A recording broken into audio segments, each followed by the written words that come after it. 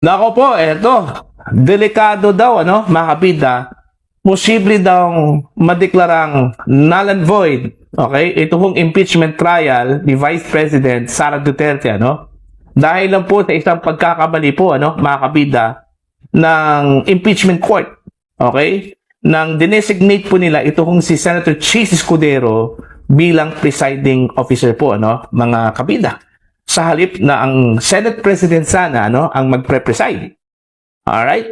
Nilabag daw dito ang provision po ng ating saligang batas, mga kabida. Ayon po sa isang constitutional law expert. Alright? Eto, babasahin ko muna ito hong article ng The Manila Times, Okay? Delikado po talaga, mga kabida. The designation of Senator Francis Escudero as the presiding officer in the impeachment trial of Vice President Sara Duterte runs counter to the intent of the framers of the Constitution and puts the ongoing proceedings at risk of being declared void, an international law expert said Monday. Okay? International law consultant Melissa Loja said the records of the 1986 Constitutional Commission shows that the framers intended the Senate President to preside over all impeachment trials except those involving the President, although that is not explicitly stated in the Constitution. Okay? Ang ibig sabihin po, mga kabida, although hindi po malinaw, hindi po explicit na sinabi po doon ho sa Constitution na ang Senate President po ang magpre-preside sa lahat ng mga impeachment trials po, mga kabida, outside the President. Pero nilinaw po doon ho sa pag-uusap ng mga framers ng Constitution, doon ho sa Constitutional Commission po, mga kabida. Alright? Ito po ay nangyari, mga kabida, noong July 28, 1986. Kung saan po, nagkaroon po ng exchange o pag-uusap po, ito kung si dating COMELEC chairman, Christian Monsod, na isa hong framer din, ng Constitution po natin, at ito kung si dating Chief Justice Hilario Davide, na isa ring framer ng ating 1987 Constitution, mga kabida, po. Okay? Ayon po dito kay Loja, an exchange between Commissioners Christian Monsod and Hilario Davide Jr. on July 28 left little doubt on who should preside in all other impeachment cases outside of the President, mga kabida. Ito yung exchange po, mga kabida, between Davide and Monsod, It is not understood that when the President of the Philippines is on trial, it is the only time when the Chief Justice of the Supreme Court will preside. Okay, tanong po yun, mga kabida. Is it necessary to say that the Senate President shall preside during all other times? Okay, Monsod said, when Davide proposed an amendment to include the sentence, in all other cases, the President of the Senate shall preside. Alright? Upon hearing the clarification, however, Davide withdrew his proposed amendment. Okay? Yun yung nangyari po, pag-uusap po between Davide and Monsod. At nilinaw po doon, mga kabida, except the President, ang President kasi, pag siya po ang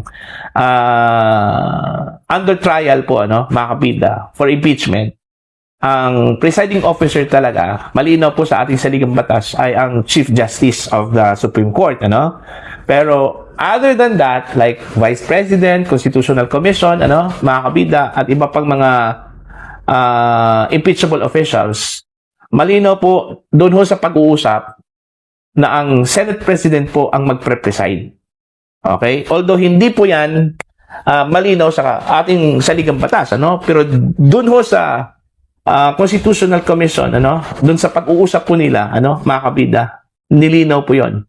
Okay? Kaya ang sabi po ni Loja, Baka delikado po, ano, na maunsami ito hong impeachment trial po ni Sara Duterte, ano, dahil lang po dito sa ginawang mali at paglabag ho sa saligang batas ng impeachment court, ano. Tuloy po tayo, mga kabida.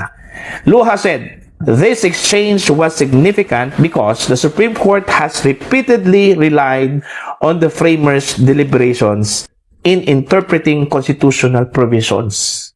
Okay? Significant ito kung pag-uusap po, ano, discussion during the Constitutional Commission deliberation po, ano, mga kabida. Dahil ang Korte Suprema, every time meron pong question of law patungkol ho sa constitutionality ng isang bagay, okay, nagre-rely po ito, mga kabida, kumukuha po ito ng ideya doon ho sa deliberation during the Constitutional Commission deliberation po, ano, just like dito ho sa ginawa po ni Hilario Davide at saka Christian Monsod, ano, mga kabida. Eto, tuloy po tayo. She also argued that while the Constitution authorizes the Senate to adopt its own impeachment rules, that authority does not extend to changing or overriding the Constitution itself.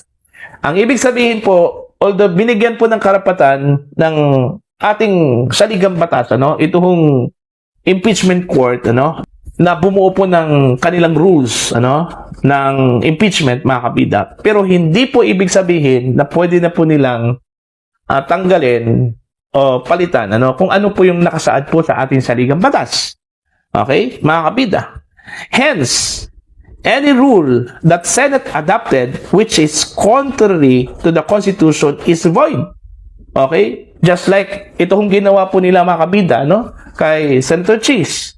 In-appoint po nila si Senator Cheese bilang presiding officer na malinaw po doon ho sa conversation during the Constitutional Commission po, ano, mga kabida, na lahat ng mga impeachment trials outside the President, ano, mga kabida, ang magpre-preside po ay ito hong Senate President. At wala na pong iba, no, mga kabida. Pero sa ginawa po ng impeachment court ngayon, okay, sinet aside po nila ito kung si Senate President Win Gatchalian at pinalitan po nila, ano, mga kabida, ni Senator Cheese Escudero bilang presiding officer. Okay? Doon ho ang mali na nakita ho, ano, mga kabida, ni Attorney Luha, ano. Ito yung matindi po, ano, sa sinabi po ni Attorney Luha, ano, mga kabida.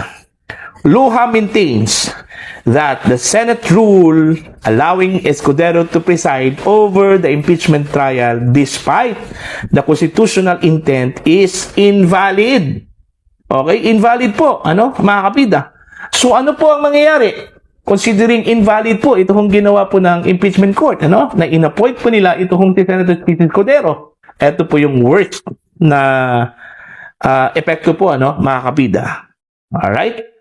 And any proceedings conducted under such a rule could be questioned as legally defective. Okay? Since doon pa lang nagkamali na po ang impeachment court sa pag-appoint kay Senator Cheese, yung entire proceedings po na kung saan ang nagpre-preside po ay si Senator Cheese ay posible hong depektibo po ito, ano, mga kabida. Okay? Posible po itong madedeklara bilang void. Dahil ho sa paglabag, mga kabida, sa saligang batas. Okay?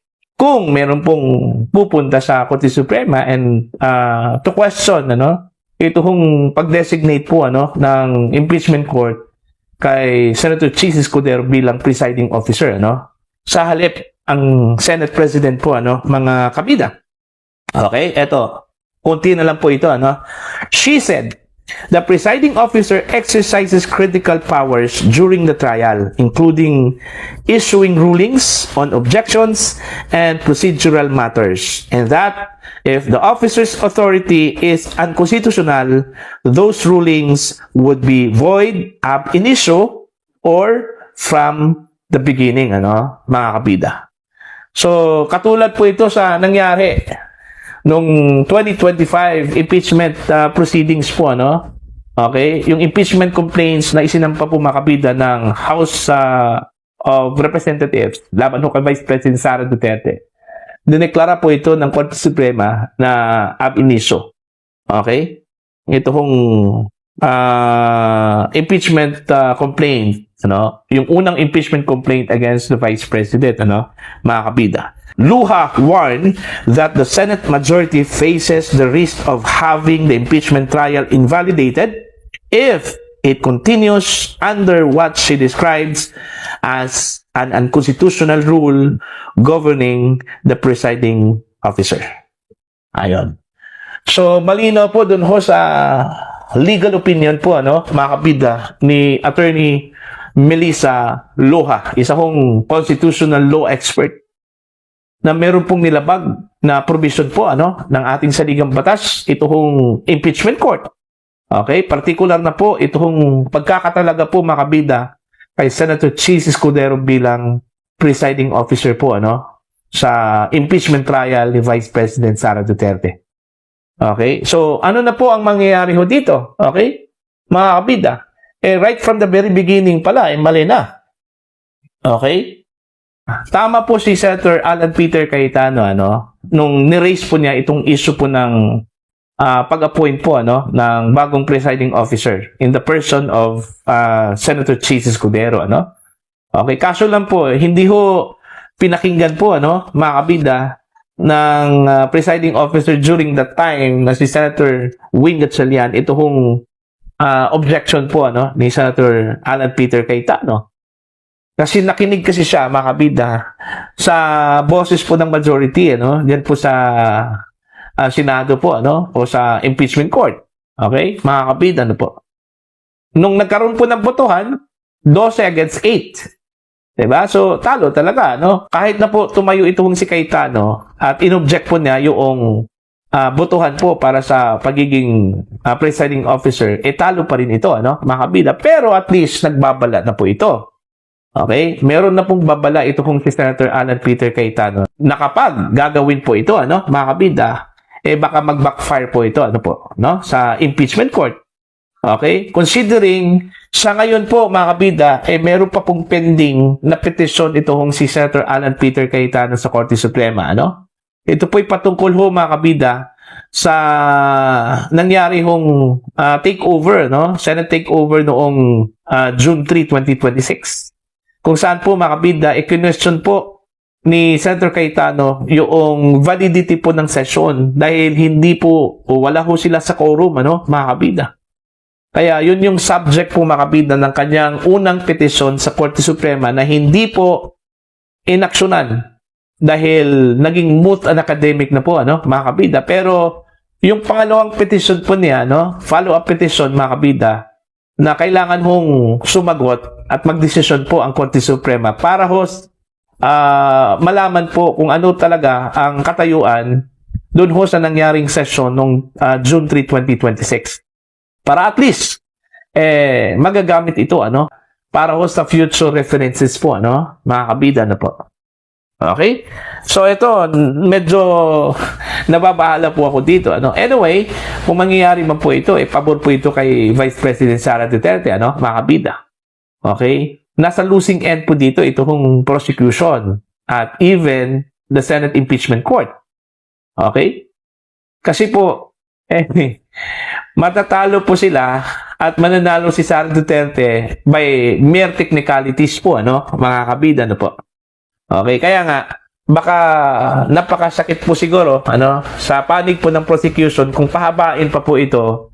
Okay, itong impeachment trial, lalong-lalo na po kung parating na po doon sa ending, ano, at saka po mayroon pong magpetisyon sa Korte Suprema at eventually magde-decide po ang Korte Suprema at yung decision po declaring the entire proceedings as invalid because of the mistake at yung paglabag ho sa saligang batas, ano, ng inappoint po, mga kabida, ng impeachment court itong si Senator Chis Escudero bilang presiding officer outside doon ho sa Senate President po, mga kabida, na dapat po ang magpre-preside dahil yun po yung nakasulat po sa ating saligang batas, mga